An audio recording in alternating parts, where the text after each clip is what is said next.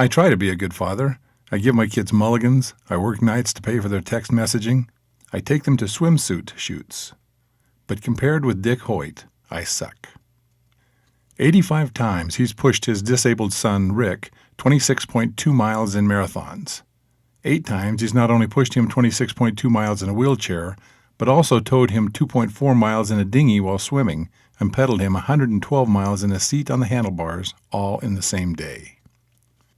Dick has also pulled him cross-country skiing, taken him on his back mountain climbing, and once hauled him across the United States on a bike. Makes taking your son bowling look a little lame, right? And what has Rick done for his father? Not much, except save his life. This love story began in Winchester, Massachusetts 43 years ago when Rick was strangled by the umbilical cord during birth, leaving him brain damaged and unable to control his limbs. He'll be a vegetable the rest of his life, Dick's doctors told him and his wife Judy when Rick was 9 months old. Put him in an institution. But the Hoyts weren't buying it. They noticed the way Rick's eyes followed them around the room. When Rick was 11, they took him to the engineering department at Tufts University and asked if there was anything to help the boy communicate. No way, Dick said he was told. There's nothing going on in his brain. Tell him a joke, Dick countered. They did. Rick laughed. It turns out there was a lot going on in his brain. Rigged up with a computer that allowed him to control the cursor by touching a switch with the side of his head, Rick was finally able to communicate. His first words? Go Bruins.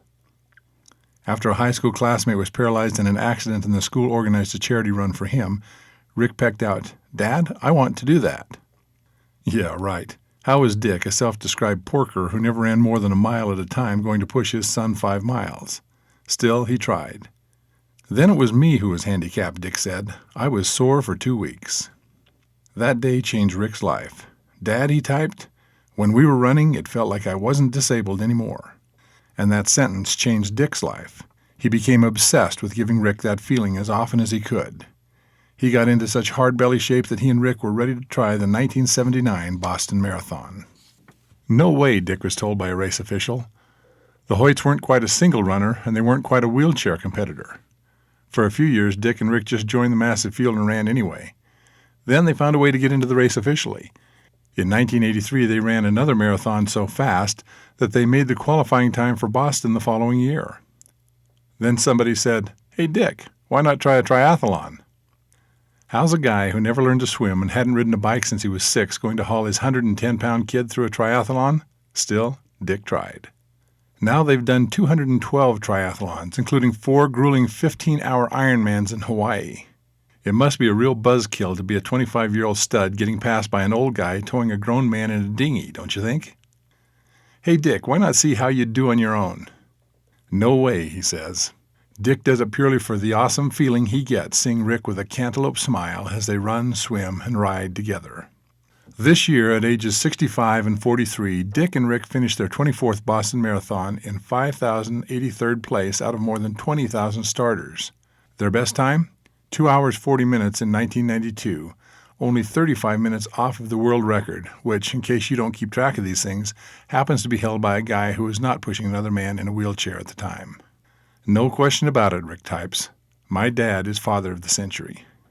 And Dick got something else out of all this, too. 2 years ago, he had a mild heart attack during a race. Doctors found that one of his arteries was 95% clogged. If you hadn't been in such great shape, one doctor told him, you probably would have died 15 years ago. So, in a way, Dick and Rick saved each other's lives. Rick, who has his own apartment and works in Boston, and Dick, who is retired from the military and living in Holland, Massachusetts, always find ways to be together.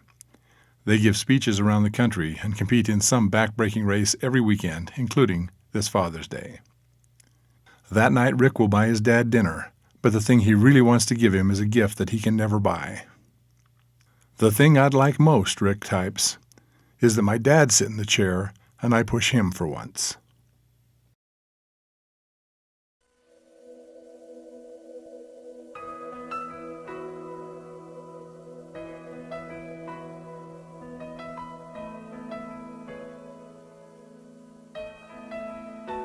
I can only imagine what it will be like when I walk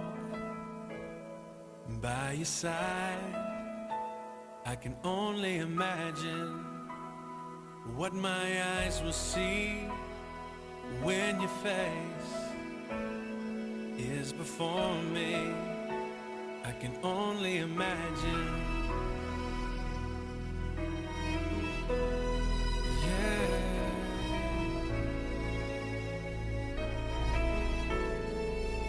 Surrounded by your glory, what will my heart feel? Will I dance for you, Jesus? Or in awe of you be still? Will I stand in your presence? Or to my knees will I fall? Will I sing hallelujah? Will I be able to speak at all? I can only imagine. I can only imagine. I can only imagine when that day comes and I find myself standing in the sun. I can only imagine when all I would do is forever worship you. I can only imagine, yeah. I can only imagine. Surrounded by your glory, what will my heart feel? Will I dance for you, Jesus? Or in awe of you be still? Will I stand in your presence? Or to my knees will I fall? Will I sing hallelujah?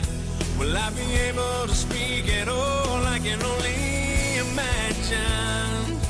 Yeah, I can only imagine. Surrounded by your glory, what will my heart feel? Will I dance for you, Jesus? Or in awe of you be still? Will I stand in your presence? Or to my knees will I fall? Will I sing hallelujah? Will I be able to speak at all? I can only imagine. Yeah, I can only imagine.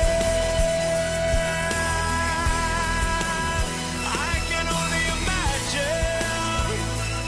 Yeah, I can only imagine. I can only imagine.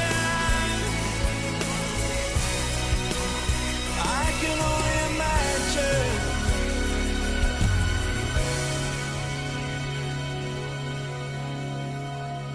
I can only imagine when all I would do is forever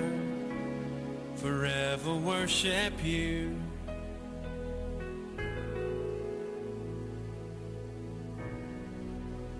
I can only imagine.